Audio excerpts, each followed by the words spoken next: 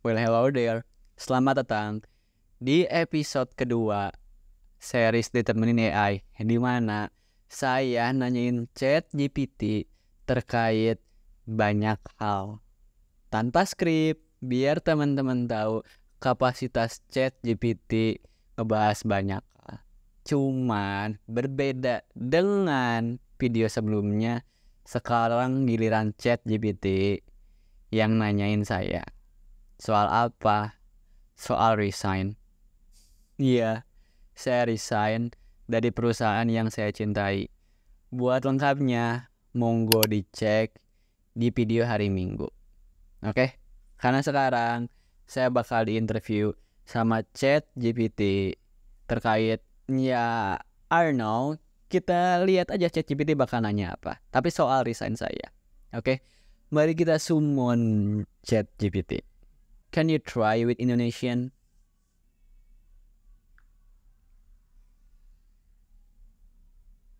Tentu saya masih sini. Mari kita mulai wawancara. Sabal Kandis berbagi apa yang menginspirasi keputusan Anda kemarin untuk resign dan langsung tinggal cintai. Oke, ChatGPT-nya nanya apa yang menginspirasi saya buat resign. Menginspirasi ya? Enggak sih, saya nggak ngelihat orang. Saya ngelihat diri saya sendiri. Kalau ditanya alasan resign karena energi saya udah habis. Terus yang kedua tuh saya mau berenang di kolam yang lebih besar. Cuman saya tuh kepincut satu video yang relate banget. Teman-teman tahu nggak sih videonya Jurgen Klopp yang ngumumin soal dia tuh resign? Alasannya sama. Dia tuh bilang I was running out of energy, dan itu relate banget sama saya gitu loh. Terima kasih atas penjelasannya. Jadi, Anda merasa terinspirasi oleh pengalaman pribadi Anda sendiri, khususnya ketika Anda melihat video Jurgen Klopp yang mengumumkan resignasinya karena alasan kehabisan energi. Anda view sensan tersebut self-relevant, situasi user. However, sangat menarik melihat bagaimana pengalaman orang lain dapat memberikan perspektif yang baik ke keputusan setiap. Oke, good. Oke, biar lebih nyaman, gimana kalau misalkan kamu pakai bahasa Inggris aja, saya ngejawabnya pakai bahasa Indonesia, tapi kamu harus nanya dan ngeresponnya pakai bahasa Inggris, oke? Sure, that sounds like a plan. Let's do it that way. Feel free to continue speaking in Bahasa Indonesia, and I'll ask questions and respond in English. Oke, pertanyaan kedua, gimana?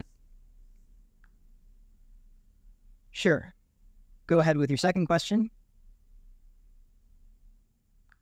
No, you're the one who should ask me. Apologies for that. So, Minta maaf. what are your plans moving forward after resigning from your job?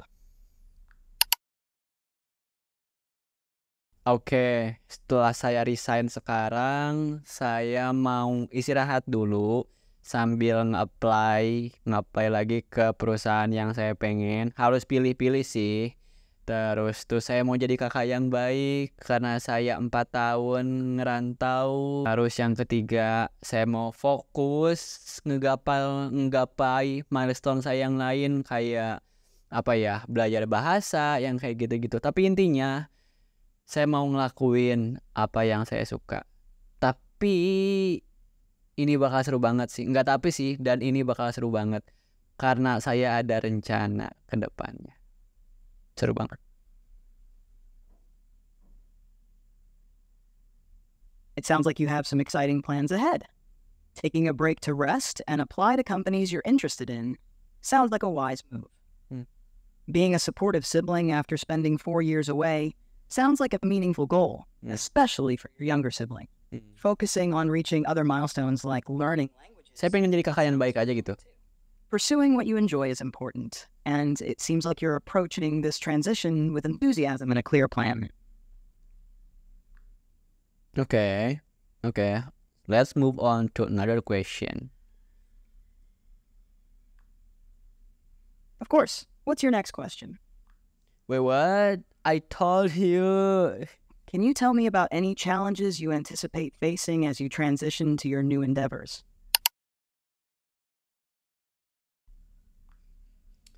Tantangan ya, karena yang saya bilang tadi, saya tuh mau berenang di kolam yang lebih besar, tentunya bakal banyak saingan atau faktor-faktor lain di luar orang, karena kan kolamnya lebih besar, industrinya lebih besar, perusahaannya lebih besar, ya nggak sih? Dan makin banyak hal yang di luar kendali saya. Cuman memang itu prosesnya nggak sih yang harus saya hadapin buat ngegapai tujuan personal saya. Kayak kata orang gitu kan, you can't really skip chapter, you have to read all the chapters, right? Dan nggak puas nggak sama jawaban saya?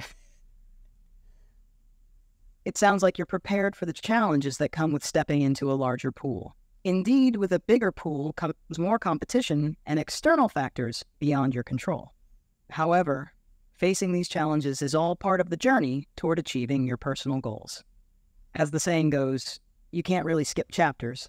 You have to read all the chapters. Embracing the process and learning from each experience will ultimately contribute to your growth and success. Okay. How do you plan to overcome the challenges you mentioned earlier and stay motivated throughout this transition? How do I overcome and stay motivated? Itu hajar aja, enggak sih, saya enggak ada kayak spesifik cara gitu kan. Cuman ya hajar aja, karena memang itu perjalanannya pasti up and down.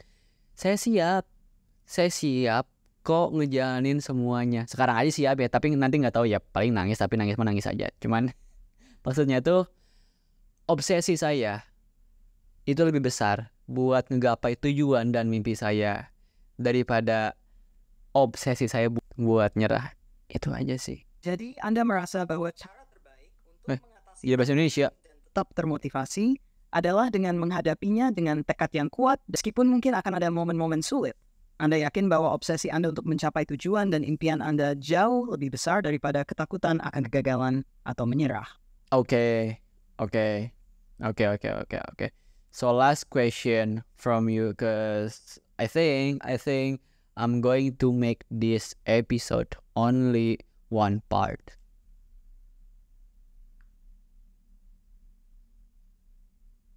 All right, sounds like a plan. What's your final question for me?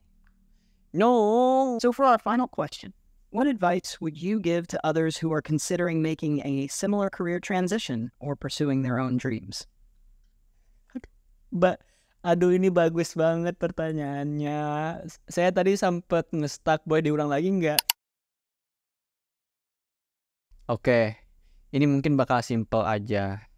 Yang sempat saya bilang di video sebelumnya, kalau kantor sama dengan kendaraan umum. Kalau kantor atau perusahaan yang kamu lagi ada di dalamnya, terus kamu udah ngegapai semua tujuannya, ya udah pindah aja ke kendaraan umum berikutnya. Buat apa? Buat ngegapai tujuan personal kamu gitu. Lebih lengkapnya saya jelasin di video kemarin, cuman intinya yaitu kalau kamu di kantor yang sekarang udah ngegapai achievement kamu, kalau kamu memang sumber kebahagiaannya achievement ya, terus kamu nggak bisa dapetin lagi, atau susah tapi bisa tapi mati, yang kayak gitu, ya udah pindah aja, nggak masalah gitu. Karena yang paling penting adalah kita kerja dan kita bahagia ngelakuinnya, bukan soal duitnya aja. Pas masuk kerja tuh kita seneng, bukannya menghela nafas. Jadi itu, kalau misalkan udah nggak bisa ngegapai tujuan di kantor itu, ya udah kejar aja pindah aja, karena kamu ada mimpi yang harus dikejar.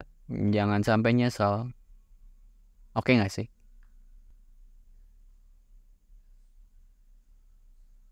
That's a great piece of advice. The most important thing is to enjoy what you do and find fulfillment in your work, rather than just focusing on monetary rewards. Okay, thank you, Do. I think that's all. As usual, can you like do me a paper like recap from our conversation? Certainly. Here's a recap of our conversation. Your decision to resign stemmed from feeling drained of energy.